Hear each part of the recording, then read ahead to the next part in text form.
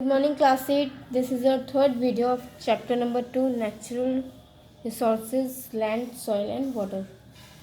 Last video में हमने पढ़ा था कि इंडिया में लैंड का यूज़ कैसे होता है और हम लैंड रिसोर्सेज को कैसे सेव कर सकते हैं, कैसे बचा सकते हैं. अब आगे पढ़ते हैं हम सॉइल रिसोर्सेज के बारे में, मतलब सॉइल्स के बारे में पढ़ते हैं कि सॉइल जो है उसका यूज़ कैसे करते हैं हम और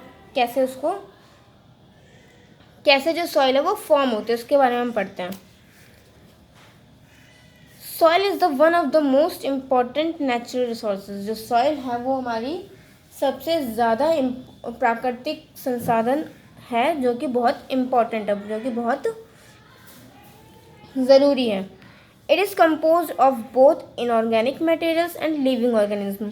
ये जो है वो बोथ दोनों ही इनऑर्गेनिक मटेरियल्स में और लिविंग ऑर्गेनिज्म में दोनों में ही ज़रूरी होते हैं, दोनों में ही कंपोज की जाती है. It provides the basis for life, giving nutrition to plant which allow animals life to exist. ये क्या करती है? ये बहुत बेसिक चीज़ होती है लाइफ के लिए, जो कि हमें जो कि प्लांट्स को न्यूट्रिशन देती है ताकि जो एनिमल्स हैं वो अपनी लाइफ को जी सके, अपनी लाइफ एग्जिस्ट कर सके. Soil is also used extensively in human production. जो सॉइल है वो ह्यूमन के लिए भी, इंसानों के लिए भी, उनके प्रोडक्शन के इंसानों के लिए भी बहुत ज़्यादा यूज़फुल है. It contains natural fibres and produce lumber and crops that people consume. ये क्या करती है? ये नेचुरल फाइबर्स को कंटेन करती है और लम्बर और जो क्रॉप्स हैं वो प्रोड्यूस करती है, जो जिसकी पीपल यानी कि इंसानों को नीड होती है, वो कंज्यूम करती है. ये प्रोड्यूस करती है. क्या चीज़? लंबर और क्रॉप्स को प्रोड्यूस करती है. Soils found in tropical rain forest usually lack the nutrition necessary to support the growing of crops. अब जो क्रॉप्स है वो कहाँ मिलती है? वो मिलती है ट्रॉपिकल रेन फॉरेस्ट में, जहाँ पर यूजुअली जो है न्यूट्रिशंस की कमी होती है, जहाँ पर जो है ग्रोइंग ऑफ क्रॉप्स, जहाँ पर फसलें उगाई जाती हैं, उसको सपोर्ट करने के लिए इस सॉइल की नीड होती है. When bed rock break down it is converted into soil. जब जो बेड रॉक होते हैं जब वो टूट जाते हैं तो फिर वो किस में कन्वर्ट हो जाते हैं? वो सॉइल में कन्वर्ट हो जाते हैं. जो सॉइल वो कैसे बनती है? सॉइल है जो सॉइल है वो बेड रॉक के टूटने पर बनती है. जब बेड रॉक टूटते हैं तो फिर वो क्या करते हैं? वो सॉइल में कन्वर्ट हो जाती है. Some soil also comes from sediments that are left by the wind. और जो कुछ सॉइल्स होती हैं वो कैसे बनती हैं? सेडिमेंट्स के थ्रू बनती है, जैसे कि जो कि विंड के थ्रू बन जाती हैं, वॉल्केनोज के थ्रू, ग्लेशियर्स के थ्रू और कुछ अदर सोर्सेज के थ्रू बन जाती है जो हमारी मिट्टी होती है.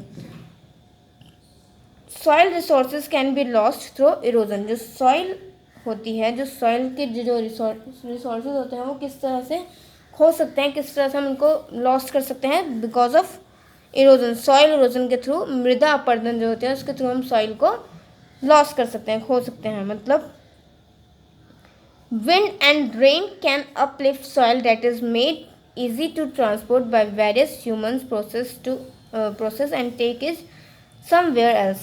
विंड और रेन के थ्रू जो है जो मिट्टी होती है वो अपलिफ्ट हो जाती है और उसको इजीली वो इधर से उधर चली जाती है. नेक्स्ट हम पढ़ते हैं सॉइल फॉर्मेशन के बारे में, कि जो सॉइल है वो कैसे फॉर्म करते हैं, उसके बारे में पढ़ते हैं. Soil is formed under specific natural conditions and each implement of the natural environment contributes to this process. The major factors that affect soil formation are the nature of the parent block, climatic factors, topography, role of organic materials and time taken for soil formation. अब soil कैसे form होते हैं वो पढ़ते हैं. Soil जो है वो कुछ कंडीशंस के बेस पर फॉर्म की जाती है, कुछ कंडीशंस के बेस पर बनती है. Each implement of the natural environment contributes. Natural environment जो है हमारा, उसके सारे जो एलिमेंट्स होते हैं वो अपना अपना कंट्रीब्यूशन देते हैं सॉइल को फॉर्म करने के लिए। इसका एक प्रोसेस होता है, उस प्रोसेस के बारे में पढ़ते हैं कैसे सॉइल फॉर्म होती है। क्या फैक्टर्स होते हैं सॉइल फॉर्मेशन के? Parent rock, climatic factors, topography, role of organic materials and time taken. कुछ टाइम, और इन सब प्रोसेस के बाद कुछ टाइम लगता है सॉइल को फॉर्म होने के लिए।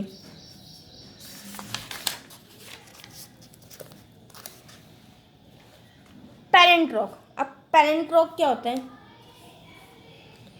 Parent rock refers to the original rock from which soil was formed.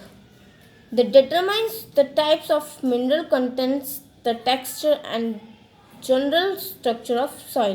For example, coarse granitic rocks will provide coarse, loamy soil structure, while basaltic rock produce clay loam texture. अब देखो, parent rock जो है वो एक original rock को relate करता है, original rock को रेफर करता है, जो कि क्या है, वो सॉइल को फॉर्म करते हैं। ये मिनरल्स कॉन्टेक्ट को डिटरमाइन करते हैं, उसके टेक्सचर को डिटरमाइन करते हैं, उसके जनरल स्ट्रक्चर के, सॉइल के जनरल स्ट्रक्चर को डिटरमाइन करते हैं। जैसे कि एग्जांपल क्या हो गया हमारा, quartz granitic rock will produce coarsely loamy. ये जो है क्वार्ट्ज ग्रेनाइटिक रॉक्स जो हैं वो कैसे प्रोड्यूस होते हैं, वो क्या प्रोड्यूस करते हैं, वो लॉमी सॉइल प्रोड्यूस करते हैं। वाइल बेसिलिटिक रॉक प्रोड्यूस क्ले लोम टेक्सचर। ये जो बेसिलिटिक रॉक्स होते हैं वो क्या प्रोड्यूस करते हैं, क्ले लोम टेक्सचर। ये लोम टेक्सचर प्रोड्यूस करते हैं क्ले का। नेक्स्ट हम पढ़ते हैं क्लाइमेट। अब क्लाइमेट की क्या, क्लाइमेट के बारे में पढ़ते हैं कि क्लाइमेट का क्या रोल होता है किस सॉइल को फॉर्म करने में। Climate in the form of temperature and precipitation determines soil properties too. अब इस जो क्लाइमेट होता है इसका टेम्परेचर और इसकी प्रेसिपिटेशन जो होती है वो भी सॉइल प्रॉपर्टीज को डिटरमाइन करने में यूजफुल होती है। Temperature affects the rate of decay of organic matter and the humus present in the soil। जो टेम्परेचर है वो ऑर्गेनिक मैटर को डिके करता है और ह्यूमस जो कि सॉइल में प्रेजेंट होता है उस पर ध्यान देता है। Precipitation determines the rate of weathering that often washes away the nutritions. So in equatorial regions where temperature and rainfall are high, the nutrients and organic material in soil are low। जहाँ पर जिन क्षेत्र में temperature और rainfall जो होते हैं वो high होते हैं, वहाँ पर जो न्यूट्रिशन होते हैं और जो ऑर्गेनिक मटेरियल होता है सॉइल में वो कैसा होता है, वो लो होता है। On other hand in cooler areas और ठंडे एरिया में जो सॉइल होते हैं वो उसमें ज़्यादा न्यूट्रिशन होता है और ज़्यादा ऑर्गेनिक मैटर होता है। नेक्स्ट हम पढ़ते हैं वेजिटेशन के बारे में। Vegetation also affects soil properties. For example, soil under shrubs और even grass may be richer in plant nutrition and humus than soil under coniferous trees. This is because of the varying cycles of plant growth। Vegetation जो है वो भी, vegetation भी soil properties को affect करता है।